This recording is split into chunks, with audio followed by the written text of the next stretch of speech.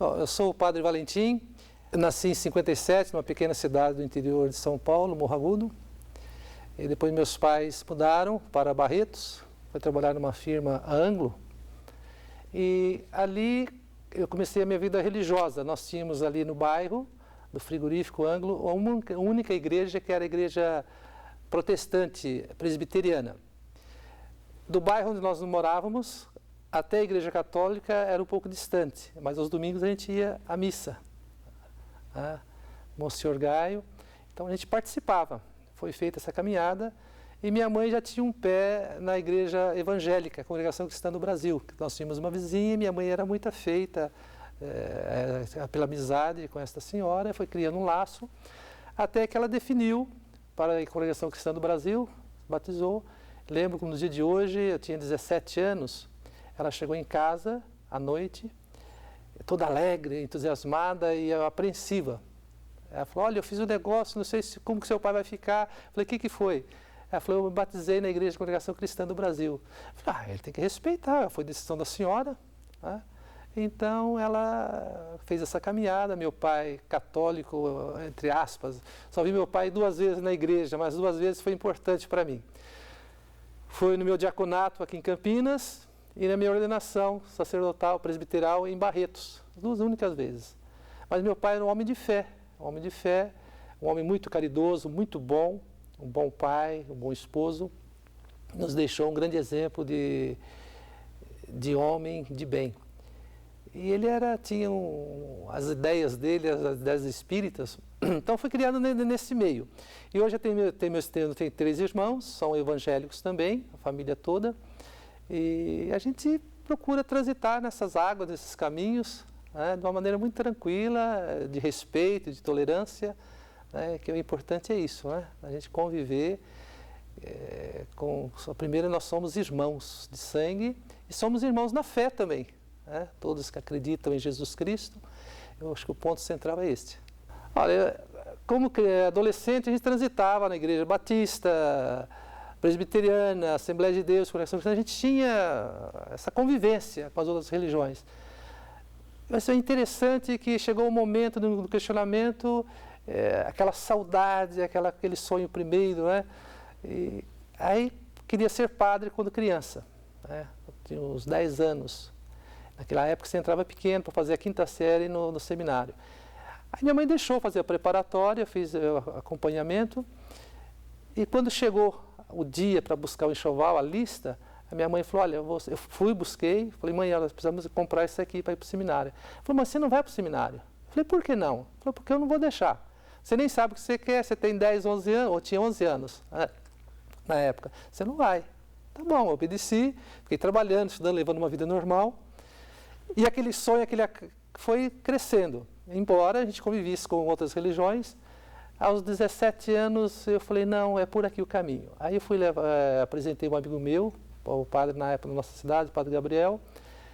E depois, como todo adolescente, aquela coiseira, eu falei, acho que eu não vou mais para o seminário. Aí o padre Gabriel falou, olha, vai ter um encontro, o Paulo decidiu, o Paulo vai para o seminário, seria bom que você acompanhasse o Paulo, porque você conhece Ribeirão Preto, vai com companhia. E eu fui levar esse meu amigo para o encontro vocacional. Interessante que chegou, durante o encontro, algo muito especial. Sabe? Fui tocado numa missa, eu achei assim, parece que era o tijolinho da construção que faltava. Eu falei, não, é isso mesmo que eu quero. E ao mesmo tempo, como adolescente, aquela dúvida, aquela coisa, aí voltei para casa, no trajeto, no ônibus, o Paulo definiu já não ficar no seminário. Falou, não, fiz um encontro, não vou ficar, retornamos a Barretos. E no meio da viagem, eu falei, não, eu vou, e se Deus quiser vai dar certo. Quando eu falei, eu vou para o seminário e vai dar certo, uma alegria invadiu meu coração, uma alegria. Cheguei em casa, minha mãe estava saindo para a igreja dela, com a Bíblia debaixo do braço. Eu falei, mãe, eu fui fazer um encontro, e eu decidi e vou para o seminário. Minha mãe olhou para mim, você que sabe. Aí pedi conta do serviço, trabalhava no escritório, e no dia 15 de fevereiro de 75 entrei para o seminário. Muito alegre, contente, fiquei 13 anos no seminário, ordenei sacerdote em 87, e depois entrei para o ordinariato, e fiz toda essa caminhada, muito feliz, contente. Acho que o importante é isso. A gente se encontrar e caminhar. Olha, eu entrei para o seminário, primeiro eu não sabia o que era Santíssimo. Não sabia o que era o Santíssimo. Aos poucos fui percebendo, foi tendo uma caminhada, o pessoal toda aquela paciência, e nós tínhamos um formador muito bom, muito humano, um homem de Deus, um homem muito aberto, o padre Esaú Messias Pauloso. Ele sabia da minha história, da minha família toda. Eu nunca encontrei uma recriminação deste padre em questão evangélica. Ele falava, todos têm direito de louvar a Deus, independente da maneira como louva, como serve a Deus. O importante é a pessoa ser uma pessoa de fé e devemos respeitar a todos. Então, isso me ajudou muito, de ver nesse sacerdote esta abertura, esse respeito para com as outras religiões. Né? Isso me ajudou muito. Né? E a questão Nossa Senhora me deu muita força, porque nos momentos mais difíceis da vida, das opções, a gente vai percebendo Maria ao nosso lado. Né? Por exemplo, eu tenho uma irmã que é evangélica, ela nutre um carinho muito grande para com Maria. Nutre um carinho muito grande, muito especial. Né?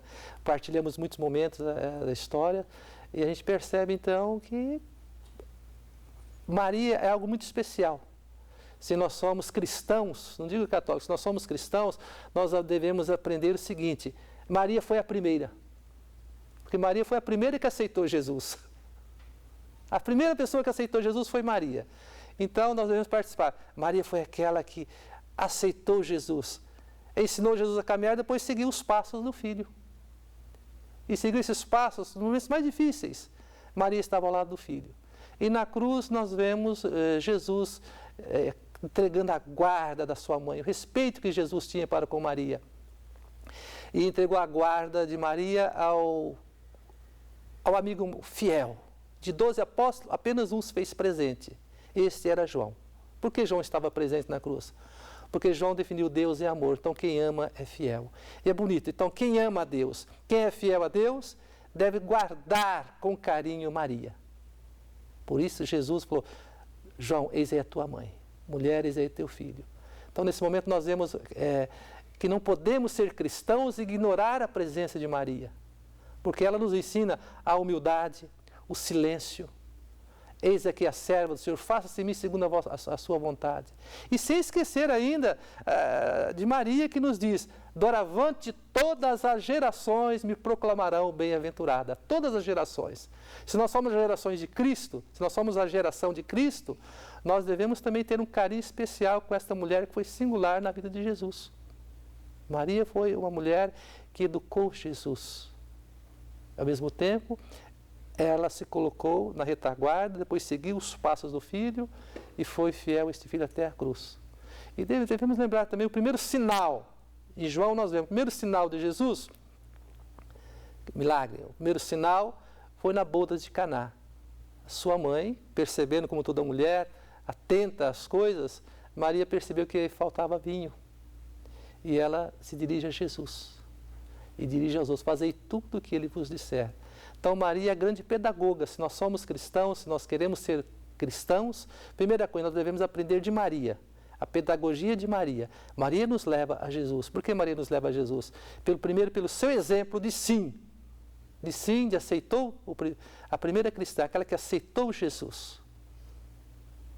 Aquela que seguiu os seus passos e foi fiel até o fim. Então Maria é aquela que nos ensina a permanecermos fiéis na fé. Em Jesus, sermos bons cristãos. Então não podemos ignorar a presença desta mulher tão singular na vida do Filho de Deus. O dia 25 de fevereiro de 1975, o dia que eu defini, realmente é isso aqui que eu quero para mim. Dia 15 de fevereiro de 75, subi as escadas do seminário até o terceiro andar, numa alegria. E eu procuro manter essa alegria. Dificuldades temos durante a caminhada. Eu não vou dizer para você que eu não tive dificuldades. Tive, tenho e terei. Tive, tenho e terei. Mas eu acredito que Deus, quando chama, Ele nos dá força na caminhada. As dificuldades vêm, mas a gente se apega em Deus, na oração. Tem a presença dos amigos também que nos auxiliam muito nesse momento. E esse carinho maternal de Maria nos ajuda a superar muita coisa. Então, as dificuldades existem em todas as partes. E ser igreja é isso. Ser igreja é caminhar. Né? É Caminhar cada dia, vencendo os obstáculos, acolhendo a todos, procurando viver esse evangelho da maneira mais simples possível, né? E sempre com os olhos fixos, com o olhar fixo em Cristo. Ele é o único caminho que nos leva à verdadeira vida. Né? Olhar atento em Cristo, porque se Ele nos chama, Ele também nos dá força na caminhada. Olha, hoje em dia nós vemos uma depuração na fé. E ao mesmo tempo eu acredito que nós estamos vivendo uma situação, o cristianismo nunca viu uma situação como essa, de perseguição. Eu li um artigo esses tempos dizendo o seguinte, que o século XX foi o século mais violento contra os cristãos, muito mais que no início do cristianismo. Hoje em dia, ser cristão de fato, testemunhar a sua fé não é fácil. Não é fácil, são muitos desafios, né? E devemos lembrar, o Evangelho nos diz, ser sal da terra e luz do mundo. E não é fácil, mas a alegria que Deus nos dá quando a gente procura ser fiel, quando a gente procura responder com generosidade. E é tão bonito responder com generosidade na igreja que um dia nos acolheu. E ver a beleza que nós temos na nossa igreja católica. Tem um livro de um amigo nosso, Evaristo Miranda, Esses Católicos. Né? O livro, o título Esses Católicos, Evaristo Miranda. Muito interessante, onde ele vai retratando a beleza do ser católico hoje. A beleza.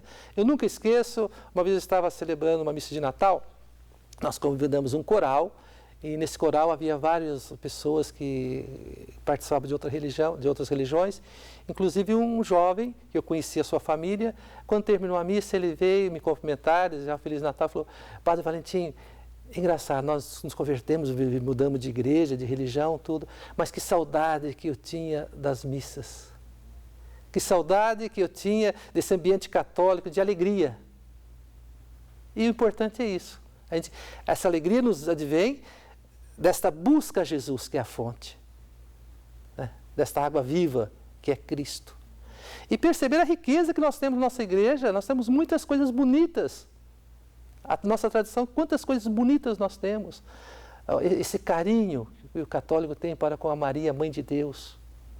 Os santos, aqueles que nos precederam, aqueles que foram fiéis a Deus, que amaram profundamente a Deus, serviram aos irmãos, testemunharam com o próprio sangue, às vezes no silêncio, no anonimato, se santificaram. Então nós temos muitas coisas bonitas na nossa igreja. E a gente deve procurar redescobrir essa beleza da nossa igreja. Se a gente procura redescobrir essa beleza, a gente vai ficar em paz, feliz, vai se orgulhar de ser católico. E vai respeitar também aqueles que são de outras religiões, que vivem a sua experiência diferente da nossa. Se eu pudesse refazer minha história, tranquilamente eu faria a opção que eu fiz. Faria a opção tranquila, aquilo que um dia, 25 de janeiro de 1995, eu quero ser padre. E sou muito feliz como padre e peço a Deus que me dê bastante força, paciência e que eu possa caminhar, né? Que eu possa caminhar e continuar esta vida até o dia que Deus me chamar para si. E que chegar o momento, eu sempre peço a Deus e falo sempre às pessoas nas minhas homilias, olha, que Deus nos conceda a graça de chegar ao nosso momento derradeiro, ao momento da nossa passagem, que Deus nos conceda a graça de chegar naquele momento, poder balbuciar, falar ou se não pensar, Pai, em Tuas mãos eu entrego o meu espírito.